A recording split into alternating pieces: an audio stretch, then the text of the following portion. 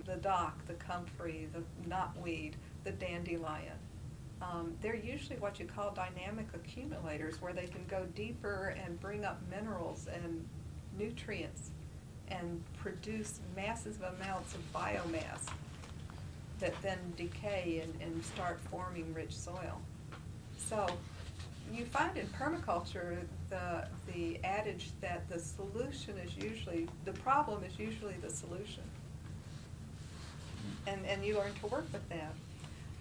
There's often abandoned fruit trees that you find. They are a source of food. You can have volunteers in the garden or non-preferred foods. They are a source of food. Has anyone here heard of freegan food? Mm-mm. What kind? Freegan, F-R-E-E-G-A-N. It's a form of gleanings, and you know, gleanings are biblical, where they used to have the fields that have been harvested and they'd let the poor people come in and glean from the fields. Well, dumpster diving today is a form of gleaning. And it's an interesting phenomenon.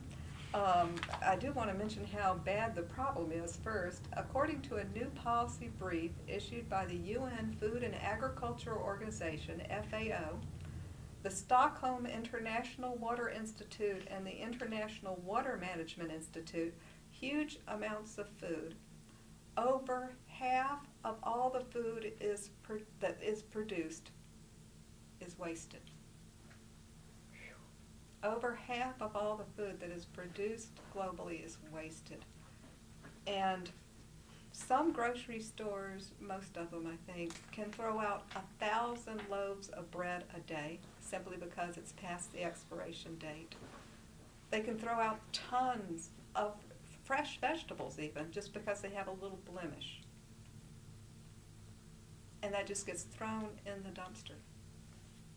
There is a woman known as Super Freegan who is the modern day Robin Hood of dumpster diving. She dumpster dives for charities, claims that she has recovered over $42,000 worth of food for a year that was pristine, packaged, you know, edible.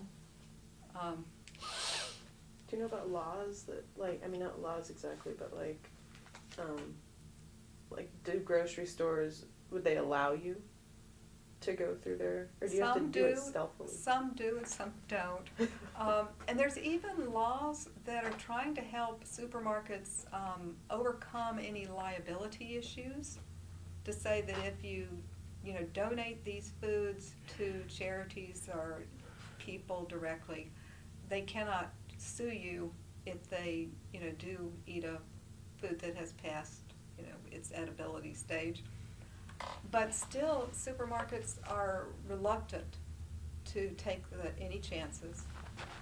I think it may vary state to state what they can do. Some states allow farmers to pick up the food for their animals, and some don't. Walmart has a new policy, the one in Dahlonega, that if you return a food item, that you have to, the only thing they can do for you is give you have to get another food item and take it to the return counter, for which they will do the difference in money or whatever. And I had bought a half gallon of milk of the wrong kind and took it back, and they were simply going to pitch it, throw it out, and I said, I'm not ever returning a piece of food to Walmart. I'll just try to be more careful in what I purchase, because there was a whole half gallon of milk out the window. And I said, I cannot believe that you do this. And she said, policy. Yeah. So you're sort of at their mercy. Maya's, asking this one time we were dumpster diving, and I love dumpster diving. Here comes the security guard. They had a camera up there. I think it was Lowe's. We would. It was the Home Depot. Home Depot. So it wasn't the food, but they were like out. You can't have any.